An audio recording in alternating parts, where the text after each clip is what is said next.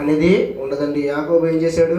నువ్వు నన్ను ఆశీర్వదిస్తేనే కానీ నేను విడిచిపెట్టన్నాడు. మరి అలాంటి పౌరుషం మీకు ఉందండి? అలాంటి పట్టుదల మీకుందా? ఇప్పుడు వస్తుంది పట్టుదల? వాళ్ళు కట్టారు నేను కట్టేసేయాలి, వాళ్ళు సంపాదించారు నేను సంపాదించేయాలి, వాళ్ళు ఏదో చేశారు నేను ఏదో చేసేయాలి, అక్కడ పట్టుదల వస్తుందా? ఆలోచించుకోండి. మనం ఏ విషయంలో పట్టుదల కలిగి ఉన్నాము?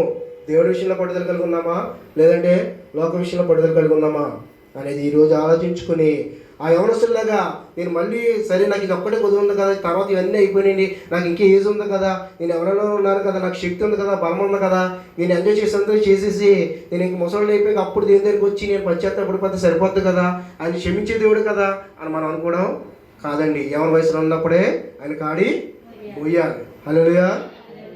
మరి మీరందరూ యవనులే కాబట్టి ఆయన కాడి ఎలా మోస్తున్నారు?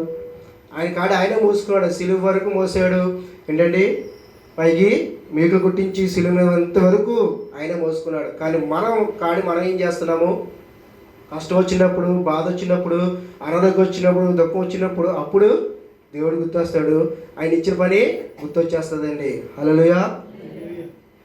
మరి వేకుజాము లెగండి, వేకుజాము లెగిసి ప్రార్థన చెయ్యాలి. ఆయనే చేశాడు కదా, వేకుజాము లెగిసి ఏకాంతంగా వెళ్ళి ప్రార్థన చేశాడండి.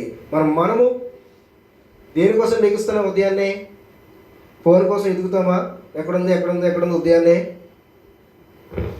బైబిల్ మటుకు దగ్గర పెట్టుకోము, ఉదయాన్నే చదవాలని. ఫోన్ మటుకు దగ్గర ఉంటుంది. హల్లెలూయా. ఆలోచించి ప్రతి ఒక్కరికి దేవుడు మనందరూ సమాధానము చెప్పాలి. మరి అందుకని ఈరోజు నిర్ణయం తీసుకుని, దేవా నేను అన్నీ చేసేస్తున్నాను అనుకున్నాను, కానీ నీలో ఒకటి కొదువు ఉందని అన్నావు. నేను ఎప్పటికీ చేయలేకపోతున్నాను, వదులుకోలేకపోతున్నాను, కానీ అది నీ వల్ల అవుతుంది కనుక నేను నమ్ముచున్నాను, విశ్వసిస్తున్నాను, నాకు విడుదల దయచేయి, నన్ను స్వస్థపరచు, నన్ను లేవనెత్తు అని మనము అడగాలండి. హల్లెలూయా. మరి అడుగుతారు మీరందరూ?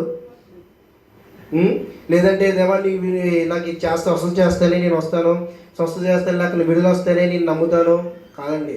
ఆయన మనం నమ్మపోయినా ఆయన జీవంగల దేవుడు. ఆయన చెయ్యాలనుకుంటే చేస్తాడు. హల్లెలూయా.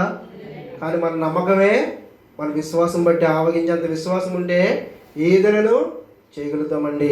మరి మన విశ్వాసం ఏ స్థాయిలో ఉంది అనేది ఆలోచించుకోండి.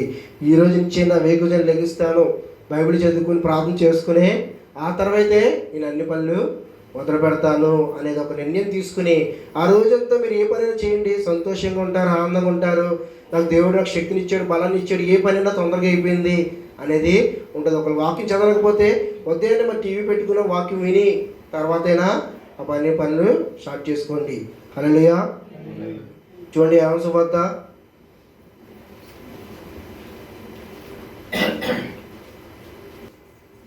4 చదవండి.